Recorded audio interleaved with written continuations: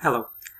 So I'm going to address the statement by Lynn Sonnenberg that because academic technologies is going to be reorganized in some way that moves us away from operational activities, that therefore my services are no longer a good fit for the department, for the unit. So really at the base of the statement is what does operational activities actually mean? So currently, what we're doing, we're supporting teaching and learning, and it's relevant that in the 5 years that I've been involved with this unit, the exact nature of our work has evolved over time. It's not an obvious thing, and in fact, it's so not obvious that right here on our page, we have our model. Here it is, our model. We have a model of 7 roles at the team level. This is our educational technology framework that we developed. And it involves a range of activities, engaging in educational research, providing workshops, identifying new tech, supporting adoption of best practices. The only ones that really are quite what you might call operational is this administering ed software systems. I would have to ask Dr. Sonnenberg, what does operational really mean? And the implication was that because Moodle.med, the LMS, the E-class equivalent, Moodle.med, apparently is going back to IST to be administered, that therefore we're not going to be in the Moodle business anymore, and therefore my services are not required anymore, and that's doesn't really seem to have a basis in the facts of our practice and what we're doing. So I think I probably should start with so the implication is kind of that I'm a Moodle guy, and if we're not doing Moodle anymore, then they don't need me, and I don't have nothing to offer. I guess that's the implication. Again, what does operational actually mean? Now this model, by the way, interestingly, I wrote the paper for this model last year. I pulled together this article, 2017. Integrating the EdTech Expert in Medical Education, a Role-Based Competency Framework. You see, I'm the first author here. Lynn came in. Patrick was an author. And our previous director, Clarence Wong, was an author. Lynn got quite involved, but she was our client at the time. And it was all good. And we published this paper. And we're saying that, educational technologies, a complex domain that involves a lot of different things, and it involves these roles of leader, educator, developer, designer. So just a little bit more about this paper is that after we published the paper in April of 2017, Lynn became our director in July of 2017 or August, and basically right away she decided to validate the framework with the framework validation project, an actual quantitative survey, and she didn't consult us about how to move this work forward. Actually, she just went ahead, which is her prerogative, but it was caused us a lot of difficulty. It caused me a lot of difficulty, given that I was the first author in this paper. And she didn't ask me. She didn't even ask my opinion about extending the work. So she started this survey, which I've supported and is a project in my to-do list here. I've supported that survey extensively I've supported it extensively. I went to the BC conference with Patrick in May. Among the 75 respondents to the survey, a large number were from BC, probably because I went there and talked it up. I also was the one who brought in all of the people from the STLHE listserv out of New Brunswick. There's 900 members on there. So I really talked it up, and we got a bunch of responses. So I might as well just continue starting there, because it has been a bit of a point of contention between me and Lynn. Even to the extent that I asked at some point for my name to be taken off the paper, off of the second paper of the study. And when it became apparent that that would cause Lynn a lot of trouble with the ethics committee, Patrick and Mark convinced me to stay on the project, and I'd have stayed on the project in good faith, but it did cause this weird dynamic between me and Lynn. And anyway, it moved forward. This year, just before holidays, Lynn said to me, "Oh, well, we're gonna, close the survey and carry on with get into the data analysis." So I did meet with Chi. I'm sorry, I don't know his first or last name properly. He's a PhD from the Crane Institute. He's a quantitative methods expert. He works with Carol Young's office.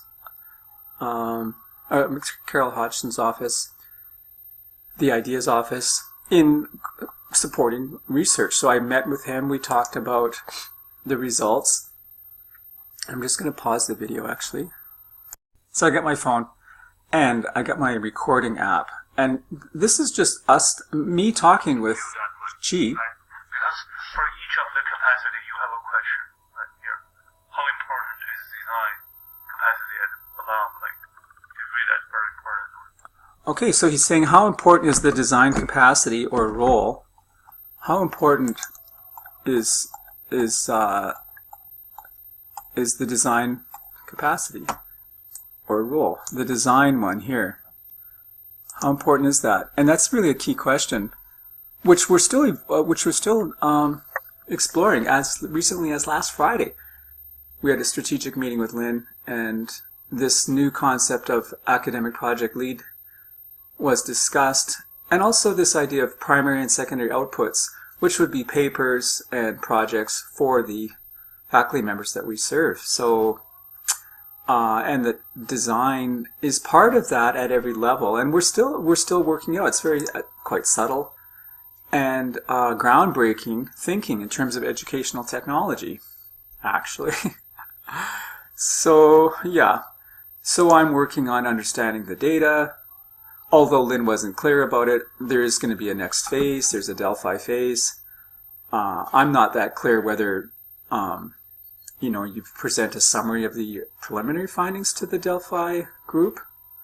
And Lynn hasn't really, we haven't really sat down too much and worked out the methodology, like how I can actually support, which is a curious and actually distressing situation. But anyway, I have been supporting to the best of my ability, and that data is very interesting to me personally, of course, because I am the EdTech expert, right? So anyway, moving right along, it'd be great if our model could be based on it. I'm not sure if it is being based on it given the layoff thing here, but anyway. The next project I'd like to say, so just in terms of design, and whether the work that I do is just operational. So this MedLab Science, night shift simulation cards. So sometimes we work with physical cards. Patrick developed this technique. There's a template here. And basically these are cards that need to be physically cut out. And I'll just zoom in, you can see a little bit. So there's different times. The different sizes of cards represent different times in a schedule. The schedule looks like that.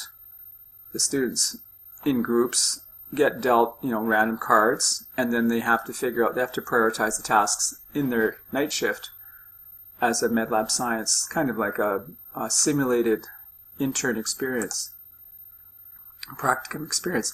So, 20 minutes,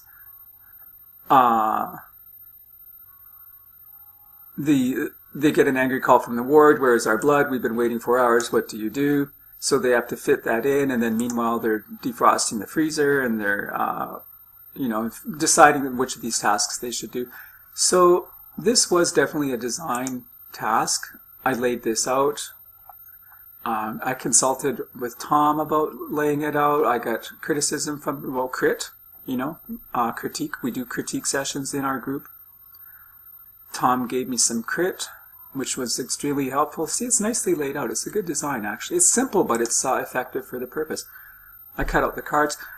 I was actually the first person to use the design studio space, physically cutting out the cards and and then laying out the design for this.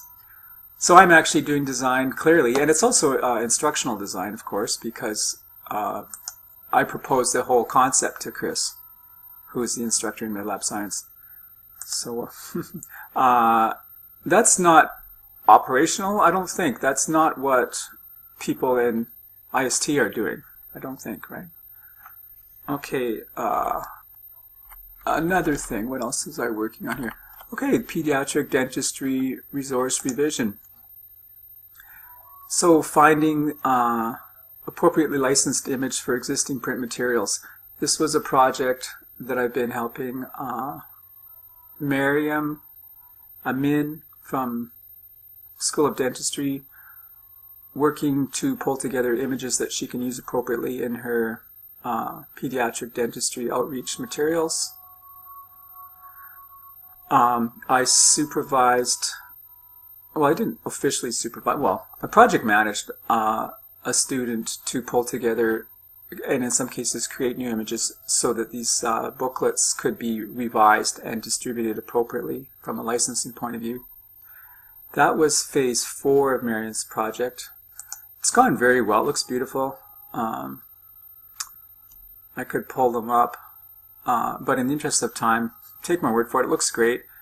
And actually, that has led to creating an image collection in the ERA system. I think I'll just go there. I hope I can go there quickly. I should have pulled this up. Here it is. And we were just playing with this yesterday. I'm going to search for a tooth. I hope it's there easily. I'm going to go like that. So this is the ERA project. And here's, yeah, here it is. So this project is a question of creating this, image collection in this system. This is a trial. Andrew's the student. And, that's what it looks like. So I was involved in pulling that project together. As we worked on the image collection piece, I realized that there's a whole sort of way of doing this that might be that's generalizable to other people. Other people got the funding on campus, people in biological sciences, people in MedLab Science, creating image collections. I'm very interested in this. I started a paper, and I involved Miriam, of course. Her input's going to be absolutely invaluable about the faculty perspective on creating image collections for open educational resources that have special license requirements. But we also got involved a number of other stakeholders. Students, the student who worked on it, my peer in Faculty of Science, and the student that worked on it over there. And we also, this professor from Guatemalan Polytech involved. I reached out, and Rajiv has pitched the article idea to the journal Erodal, which is a good open access journal in Canada, a high impact journal in Canada. So the faculty members involved, and we've got other stakeholders involved. So it seems like I am supporting teaching and learning with technology. I'm engaging in educational research and scholarship. Now, the question about who owns these projects, how much should I be initiating as a staff person? Well, it's evolving, right? In this case, it seemed appropriate for me to pull together this article because it's more of a how-to article. It's a nuts and bolts kind of article, and faculty members certainly involved.